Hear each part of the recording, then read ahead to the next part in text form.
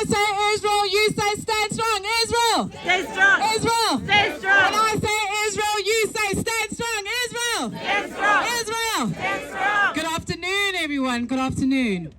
Standing before you is an African, a very proud Zionist, and a committed friend to the Jewish state of Israel, as well as the Charlotte Jewish community. In South Africa, from where I come, we have a principle that guides how we treat each other. And that principle is called Ubuntu. I'll say it again, Ubuntu. Ubuntu has several rough translations, but is commonly known by the phrase, I am what I am because of who you are. Said differently, I am because you are. Individual experience is impacted by our collective experience. Those experiences do not know any color, race, gender, ethnicity, nationality, class, or social standing. And so, when the Jewish people are hurting, I too am hurting. When the hearts of Israelis are crying for the return of their family members, their women and their children, our hearts cry with you too. And when you are angry and disappointed at the silent betrayal of those you may have called friend, or at people who in ways that only the mind cannot comprehend, that are justifying the evil that was perpetuated on October 7, we are angry and disappointed with you.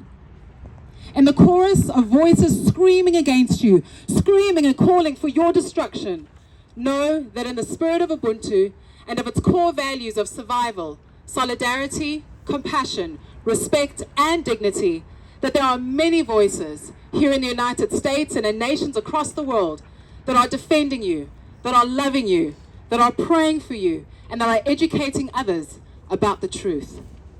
One of my favorite truths in this season, and it is an everlasting truth, it's the truth that Israel and the Jewish people will not be destroyed because he who watches over Israel does not slumber or sleep.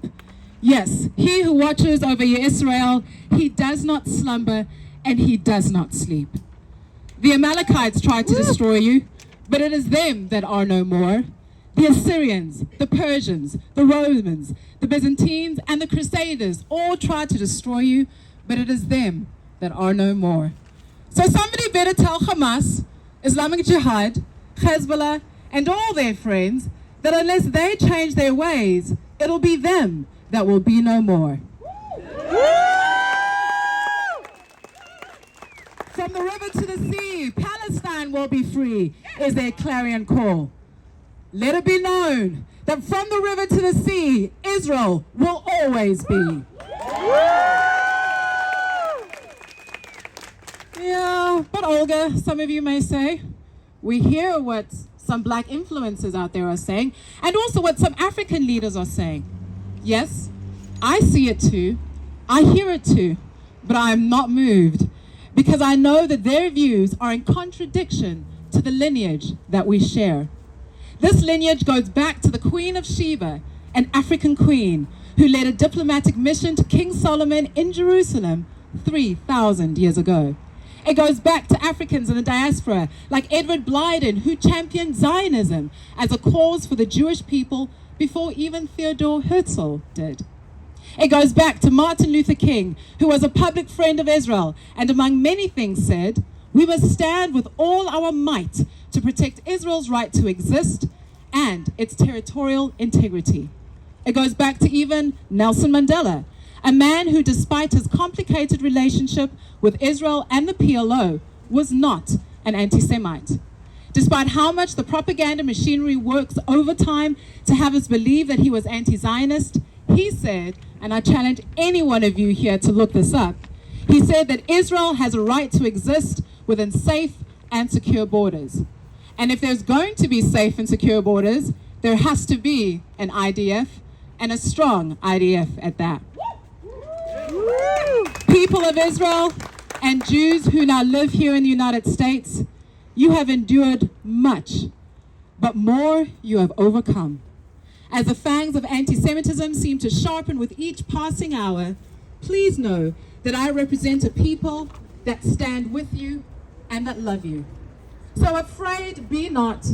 Fearful, feel not. We don't stand with you because we are deceived or, as some people like to say, paid to do it.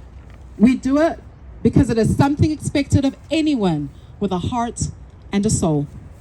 When Cain killed Abel, Hashem told Cain that Abel's blood cried out to him from the ground. We have a righteous responsibility to amplify the voices of the thousands slain.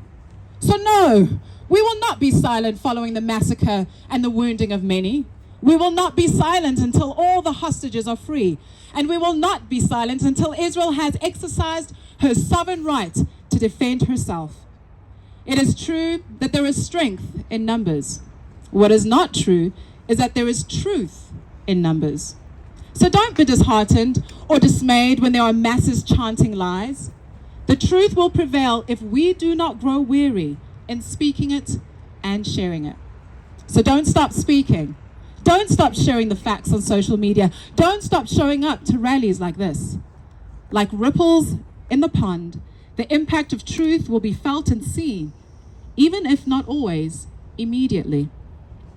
Elvis Presley said, and who thought you could quote Elvis at a pro-Israel rally? But Elvis said, truth is like the sun. You can shut it out for a time, but it ain't going anywhere. As I close, may we look to the hills from where our help comes from. And as we do so, let it be heard under the skies of Charlotte, North Carolina, that the people of Israel live, the people of Israel live. Am Yisrael Chai.